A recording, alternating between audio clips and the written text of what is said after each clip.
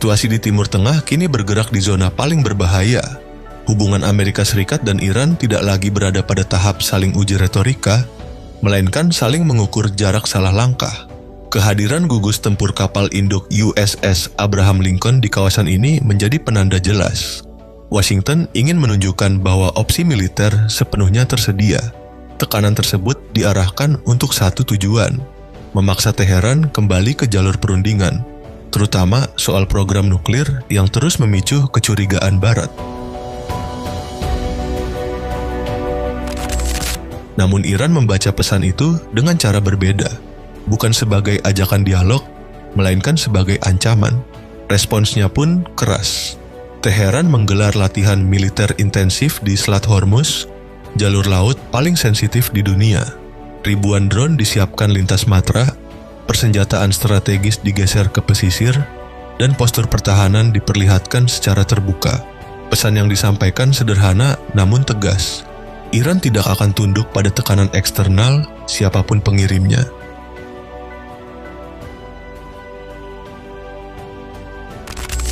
Yang membuat peta kawasan semakin kompleks justru datang dari negara-negara yang selama ini dianggap berada di kubu Washington. Arab Saudi dan Uni Emirat Arab mengambil langkah yang tidak terduga. Keduanya menolak wilayahnya digunakan Amerika Serikat untuk skenario serangan terhadap Iran. Tidak ada pernyataan dukungan kepada Teheran, tetapi keputusan ini cukup untuk mengubah kalkulasi strategis Amerika.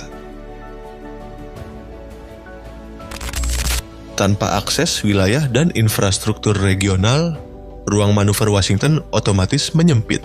Dari sini, tanda-tanda pergeseran mulai terlihat. Amerika Serikat masih kuat, tetapi tidak lagi sepenuhnya bebas bergerak. Negara-negara Timur Tengah semakin berhitung memilih jarak aman ketimbang loyalitas buta. Maka pertanyaan besarnya pun mengemuka. Apakah ini awal dari berkurangnya dominasi Amerika di kawasan? Atau justru pertanda lahirnya sikap regional yang lebih solid dan independen?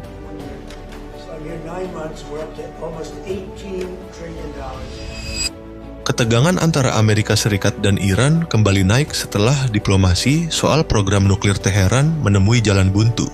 Kedua pihak sama-sama bersiap menghadapi fase konfrontasi baru. Namun justru di saat eskalasi menguat, langkah tak terduga datang dari Arab Saudi. Riyadh secara terbuka menyatakan tidak akan mendukung Washington jika perang melawan Iran benar-benar terjadi.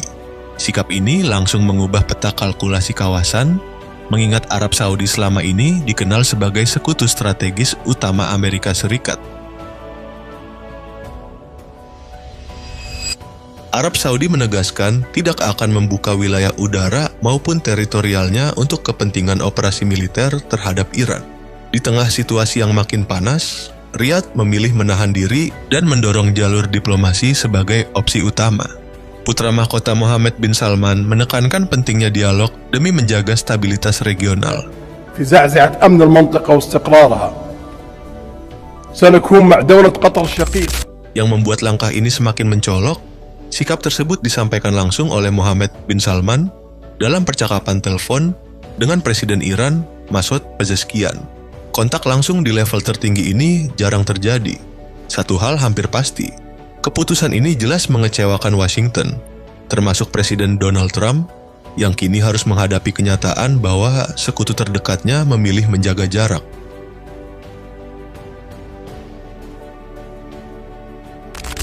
Tak lama setelah langkah Arab Saudi mencuri perhatian, Uni Emirat Arab mengambil posisi yang nyaris identik. Melalui pernyataan resmi Kementerian Luar Negeri, Abu Dhabi menegaskan satu sikap kunci. Mereka tidak akan membuka wilayah udara, daratan, maupun perairan teritorialnya untuk tindakan militer apapun yang bersifat bermusuhan terhadap Iran.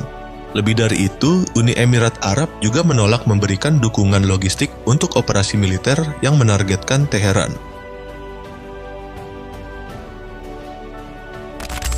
Dalam penjelasannya, Abu Dhabi menekankan bahwa krisis di kawasan hanya dapat diselesaikan melalui jalur diplomasi, dialog, deeskalasi, penghormatan terhadap hukum internasional, dan kedaulatan negara disebut sebagai fondasi utama penyelesaian konflik. Bagi Washington, ini jelas kabar yang tidak menyenangkan, terutama bagi Presiden Trump. Pasalnya, Pangkalan udara Al-Dhafra di Uni Emirat Arab merupakan salah satu simpul terpenting bagi operasi militer Amerika Serikat di Timur Tengah. Pangkalan ini menjadi markas bagi sayap ekspedisi udara ke-380 yang berperan vital dalam misi pengintaian, pengisian bahan bakar di udara, hingga berbagai operasi udara strategis lainnya.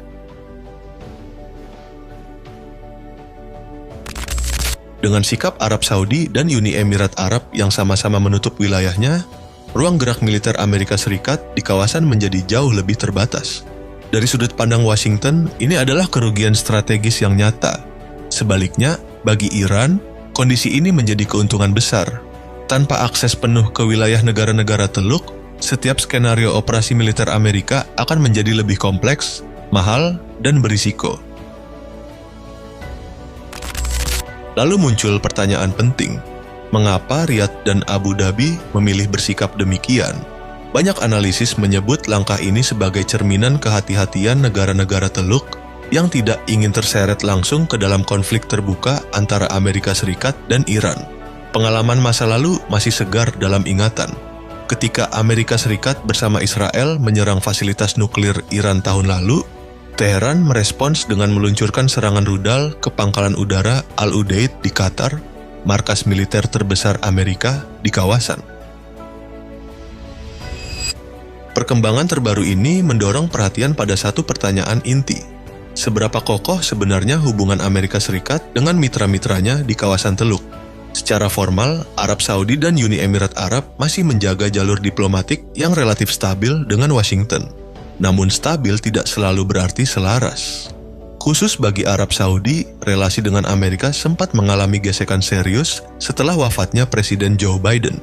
Selama masa kepemimpinannya, Biden dikenal menempatkan isu hak asasi manusia sebagai prioritas.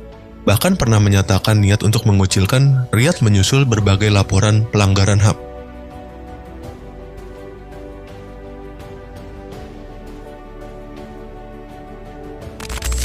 Ketegangan itu kemudian bertambah ketika Arab Saudi menolak mengikuti langkah Amerika Serikat untuk mengisolasi Presiden Rusia, Vladimir Putin. Alih-alih tunduk pada tekanan Washington, Riyadh justru memperdalam koordinasi dengan Moskow melalui kebijakan pengurangan produksi minyak OPEC pada Oktober 2022. Keputusan ini memicu kemarahan di Amerika Serikat dan mendorong hubungan bilateral ke titik terendahnya. Relasi yang sempat memburuk itu baru mulai dirapikan kembali setelah Donald Trump kembali ke Gedung Putih. Kunjungan Trump ke Arab Saudi menjadi simbol upaya menambal hubungan yang sebelumnya retak cukup dalam.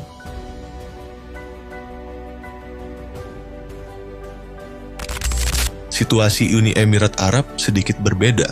Abu Dhabi tidak mengalami krisis besar dalam hubungannya dengan Washington. Bahkan, selama bertahun-tahun, Uni Emirat Arab kerap dipandang sebagai mitra kontraterorisme paling solid bagi Amerika Serikat di kawasan Teluk. Karena itu, keputusan Abu Dhabi menolak membantu operasi militer melawan Iran sulit dibaca sebagai tanda renggangnya hubungan bilateral. Sebaliknya, sikap ini lebih mencerminkan kalkulasi strategis. Bagi Uni Emirat Arab, terlibat langsung dalam konflik dengan Iran, negara dengan kemampuan rudal dan pengaruh regional yang luas, bukanlah risiko yang layak diambil.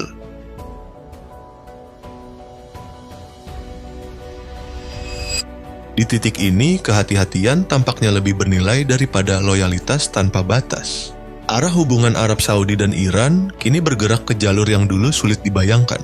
Sejak Masoud Pezeshkian menggantikan Ebrahim Raisi sebagai presiden Iran, komunikasi tingkat tinggi antara Riyadh dan Teheran justru makin intens. Sejak 2024, putra mahkota Mohammed bin Salman dan Pezeshkian tercatat beberapa kali berbicara langsung lewat sambungan telepon, sebuah sinyal politik yang tidak bisa dianggap ringan.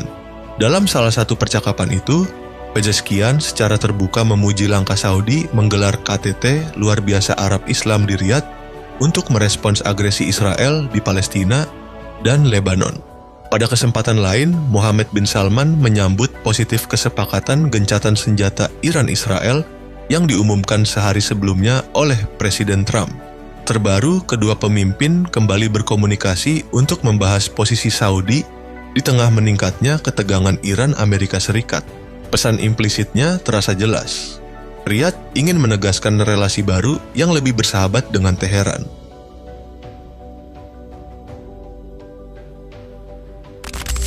Perubahan ini kontras dengan masa lalu. Selama puluhan tahun, Saudi dan Iran berada di kutub berlawanan, terutama sejak kepemimpinan Ayatollah Ali Khamenei menguat.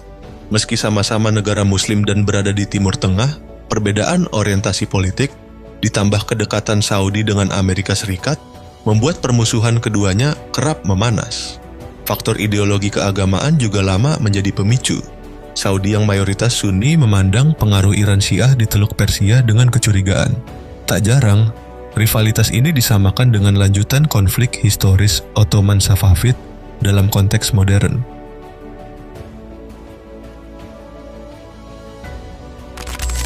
Meski masih rapuh, pergeseran ini memberi harapan baru. Negara-negara muslim mulai menunjukkan kecenderungan untuk merapat, menimbang kepentingan regional di atas blok kekuatan lama. Pertanyaannya kini, akankah negara-negara Islam lain mengikuti jejak Saudi dan Uni Emirat Arab, atau ini hanya pengecualian sementara di tengah badai geopolitik?